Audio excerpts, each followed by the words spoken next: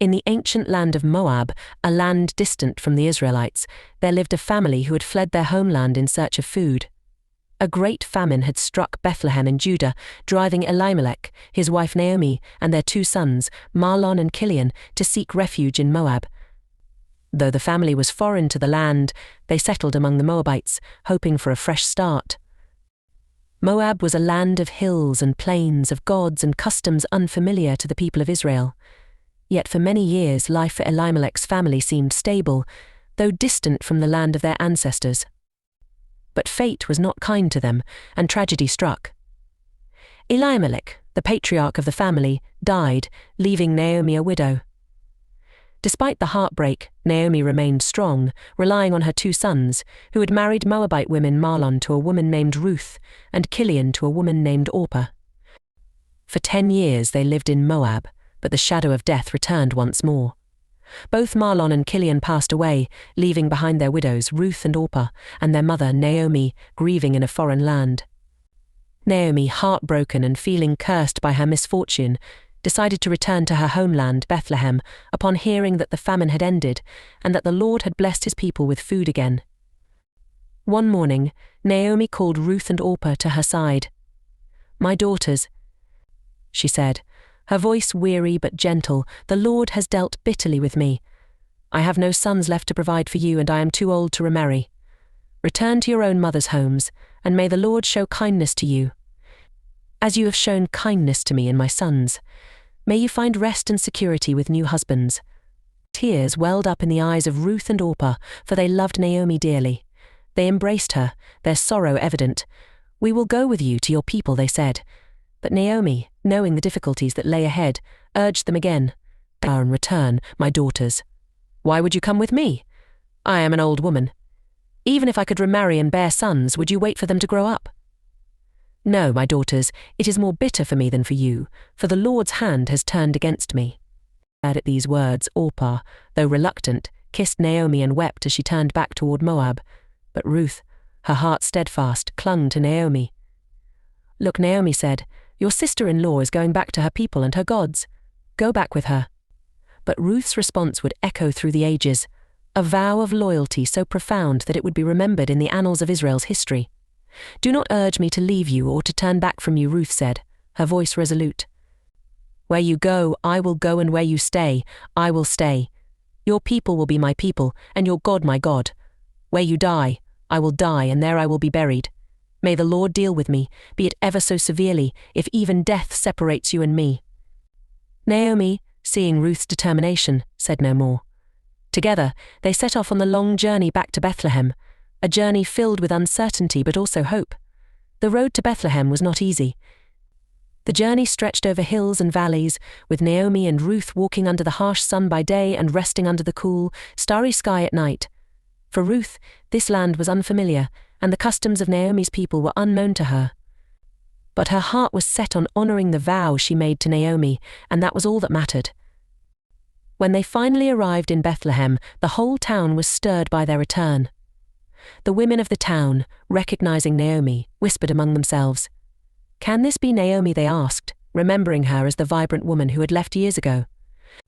Though Naomi's heart was heavy, Ruth stood by her side. It was the beginning of the barley harvest, and they had returned to a land abundant with food. But Naomi and Ruth were still poor and had no means of providing for themselves. Ruth, ever practical and hard-working, came to Naomi one morning and said, "Let me go to the fields and pick up the leftover grain behind anyone in whose eyes I find favor." Naomi, seeing the wisdom in her daughter-in-law's suggestion, agreed. "Go ahead, my daughter," she said. Ruth set out for the fields, and as fate or perhaps divine providence would have it, she found herself in a field that belonged to Boaz, a relative of Elimelech. Boaz was a man of standing and wealth, but more importantly, he was a man of integrity and kindness. As Ruth worked diligently in the fields, gleaning behind the harvesters, Boaz arrived to inspect the work. He greeted his workers, saying, "The Lord be with you," and they replied, "The Lord bless you." Boaz noticed Ruth immediately, a young woman working hard among the poor. He asked the foreman of his harvesters, "Who does that young woman belong to?" The foreman replied, "She is the Moabite who came back from Moab with Naomi. She asked if she could gather grain behind the harvesters, and she has been working steadily from morning until now, except for a short rest. Boaz, moved by Ruth's dedication, approached her. "My daughter, listen to me," he said. "Don't go and glean in another field, and don't go away from here. Stay here with the women who work for me. Watch the field where the men are harvesting and follow along after the women. I have told the men not to lay a hand on you, and whenever you are thirsty, go and get a drink from the water jars the men have filled." Ruth, overwhelmed by his kindness, bowed down with her face to the ground. "Why have I found such favor in your eyes that you notice me a foreigner?" Boaz smiled kindly.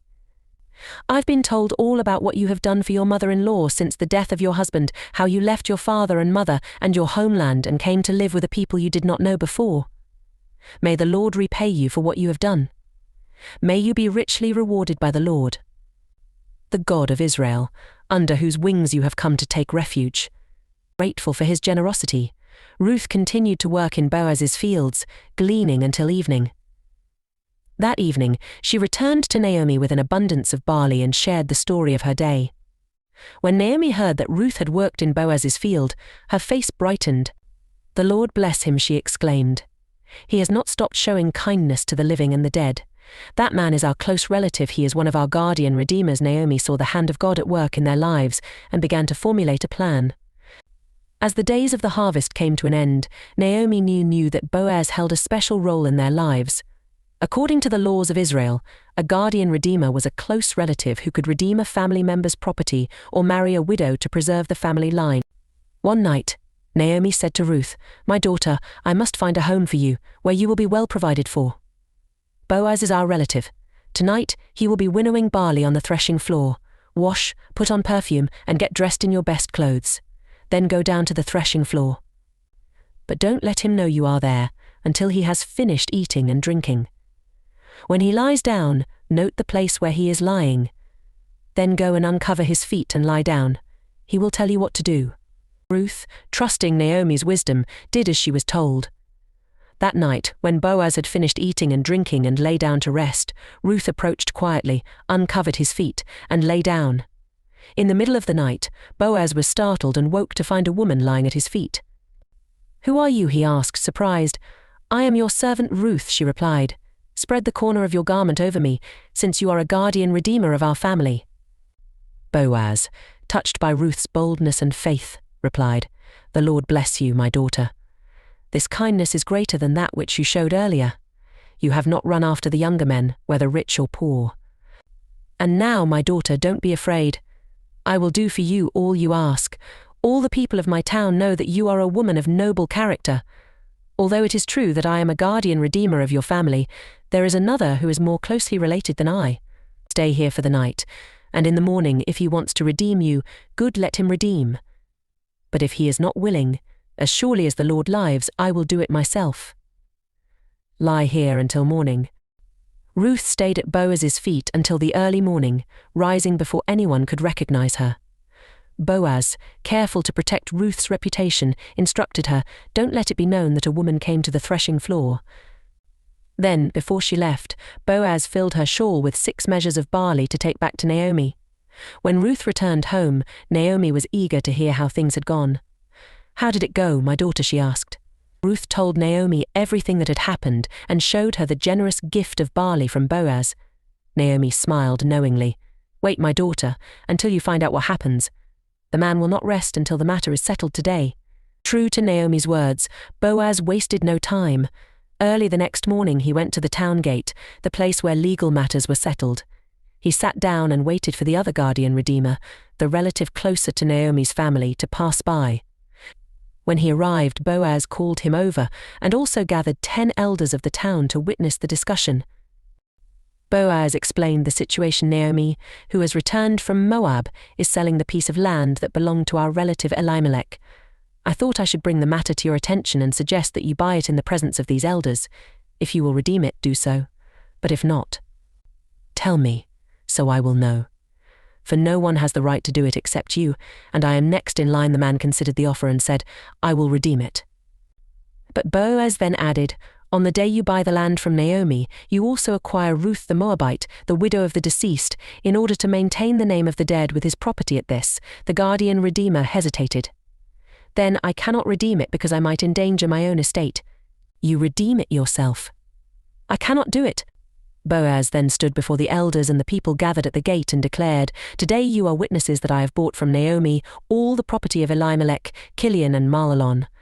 I have also acquired Ruth the Moabite, Mahlon's widow, as my wife, in order to maintain the name of the dead with his property, so that his name will not disappear from among his family or from his hometown. Today you are witnesses, the elders and all the people responded with blessings. We are witnesses. May the Lord make the woman who is coming into your home like Rachel and Leah, who together built up the family of Israel. May you have standing in Ephrathah and be famous in Bethlehem, through the offspring the Lord gives you by this young woman. May your family be like that of Perez, whom Tamar bore to Judah. Boaz took Ruth as his wife, and the Lord blessed their union. In time, Ruth conceived and gave birth to a son. The women of Bethlehem rejoiced with Naomi, saying, Praise be to the Lord, who this day has not left you without a guardian redeemer. May he become famous throughout Israel. He will renew your life and sustain you in your old age. For your daughter-in-law, who loves you and who is better to you than 7 sons, has given him birth. Naomi, once bitter and broken, took the child in her arms and cared for him, her heart now filled with joy. The women of the town said, Naomi has a son. And they named him Obed. Obed would later become the father of Jesse, who would become the father of David, the greatest king of Israel. The story of Ruth is one of faithfulness, loyalty, and divine providence.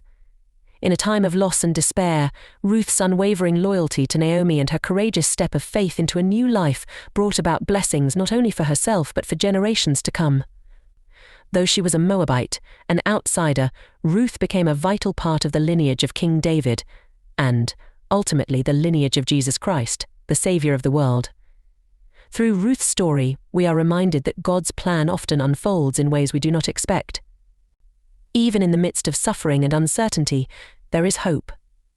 Ruth's journey from Moab to Bethlehem, from widowhood to motherhood, is a testament to the power of love, faith, and redemption, a story that continues to inspire and captivate hearts throughout the ages.